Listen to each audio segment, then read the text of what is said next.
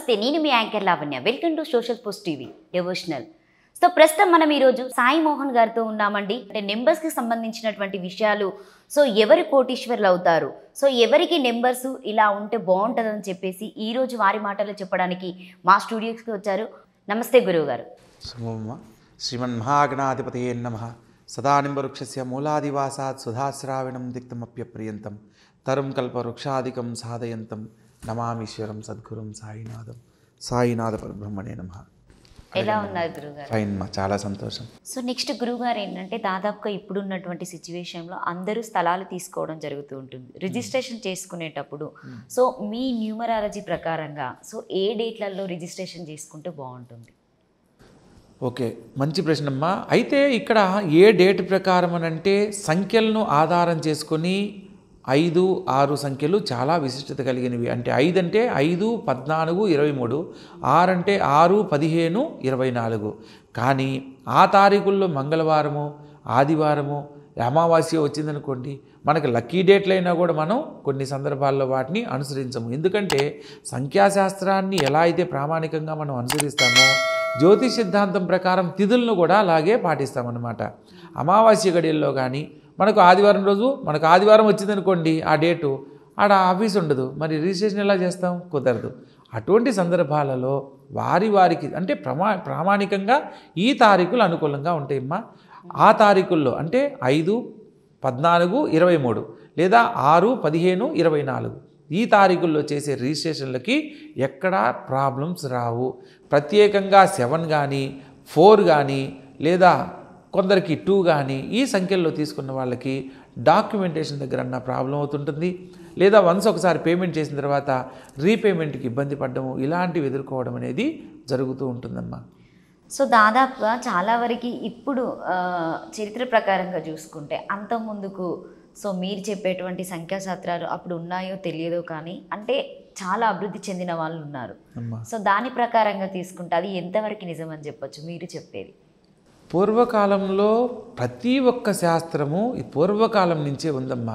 కానీ దాన్ని వెలుగులోకి తీసుకొచ్చేసరికి ఆలస్యమైందంతే. అంటే దాని మీద పరిశోధన చేసిన వాళ్ళల్లో మన పైథాగరస్ గారు కానీ వీటిల్లో మనం ప్రామాణికంగా ఫాలో అయ్యేటప్పుడు ఇది ఎప్పటి నుంచో ఉందని కూడా చెప్పొచ్చు.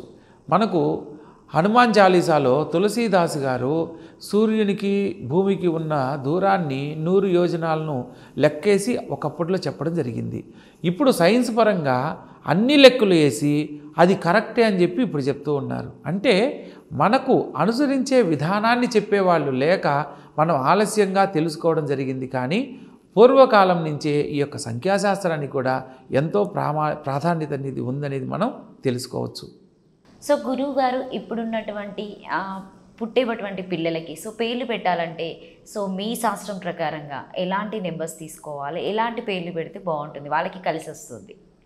తప్పకుండా. అసలు ముందు వాళ్ళు పుట్టిన సంఖ్యను బట్టి ఒక లక్కీ నెంబర్ అనేది నిర్ణయించబడినట్టుగా మనం భావించాలి. ప్రతి ఒక్కరికి అది పుట్టిన పిల్లలనే కాదు, మనకు సంబంధించి కూడా లక్కీ నెంబర్ అనేది మనం ఏదైతే జన్మ తారీఖు ఉంటుందో దాన్ని లక్కీ నెంబర్గా తెలియజేయడం జరుగుతుంది. 2 అంకెల సంఖ్య అయితే దాన్ని ఆ 2 అంకెలను ఒకటి తర్వాత ఒకటి ప్లస్ చేసి దాని మొత్తం కూడికను ఏదైతే ఆన్సర్గా వస్తుందో దాన్ని లక్కీ నెంబర్గా భావించాలి. ఉదాహరణకు ఈరోజు పుట్టిన వాళ్ళని తీసుకున్నామనుకోండి. ఈరోజు 1వ తారీఖు ఫిబ్రవరి నెల 2024. ఈరోజు పుట్టిన వాళ్ళకి 1వ సంఖ్య అనేది లక్కీ నెంబర్ అన్నమాట. అంటే ఈ 1వ తారీఖున పుట్టిన వాళ్ళకి 1 లక్కీ నెంబర్ అయితే లైఫ్ పాత్ నెంబర్, వాళ్ళ జీవితంలో సక్సెస్ని పొందడానికి జీవితాన్ని ఎలా ఉండబోతుందని చెప్పేది లైఫ్ పాత్ నెంబరు.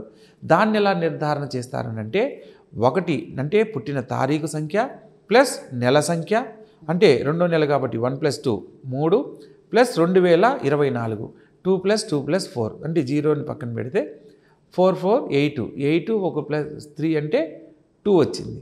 11 అంటే మాస్టర్ నెంబర్, మాస్టర్ నెంబర్ని కూడితే 2 వస్తుంది. అంటే ఇక్కడ ఇతని యొక్క లక్కీ నెంబర్ వచ్చి 1, లైఫ్ పాత్ నెంబర్ వచ్చి 2. 1వ సంఖ్యకు అధిపతి సూర్య భగవంతుడైతే 2వ సంఖ్యకు అధిపతి చంద్రుడు. అంటే తను ఏదైనా కూడా లక్కీగా అంటే అనుకోకుండా తను అనుకున్నవన్నీ రీచ్ కాగలడు. అండ్ ఇంకొకటి ఏ పనిని అనుకున్నా కూడా తను అనుకున్నది సాధించేంత వరకు ఆ పనిని వదిలివేయకుండా అనుకున్న సాధించే తత్వాన్ని కలిగి ఉన్న వాళ్ళను మనం ఈ యొక్క 1వ సంఖ్యలో పుట్టిన వాళ్ళగా చెప్పవచ్చు. లగ్జరియస్ లైఫ్ను పొందాలనుకున్న వాళ్ళల్లో ఎక్కువగా ఈ యొక్క 1వ సంఖ్యని ఫాలో అవుతుంటారు. 1వ సంఖ్యలో పుట్టిన వాళ్ళు కూడా ఉంటారనేది మనం ప్రామాణికంగా చెప్పుకోవచ్చు.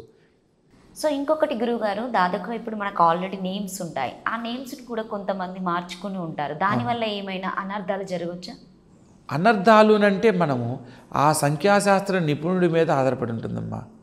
ఇప్పుడు మాలా శాస్త్రాన్ని తెలుసుకున్న వారి దగ్గర తెలుసుకోవడం వల్ల పొరపాట్లు జరగకుండా మంచి జీవితాన్ని పొందడానికి ఎలా అయితే అవకాశం కల్పించబడుతుందో, శాస్త్ర పరిజ్ఞానం లేకుండా లేదా పుస్తకాలు చదివి లేదా మార్చుకోవచ్చు.